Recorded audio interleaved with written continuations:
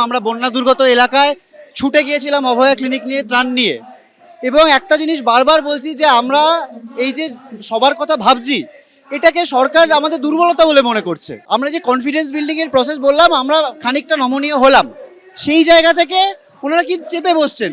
যে জিনিসগুলো আমাদের পাওয়ার কথা ছিল তারা বলছেন যে আর সেগুলো থ্রেড কালচারের কথা আমরা বলেছিলাম, আজকে তারা নাকি শুনছি যে থ্রেড কালচার বলে কিছু হয় না।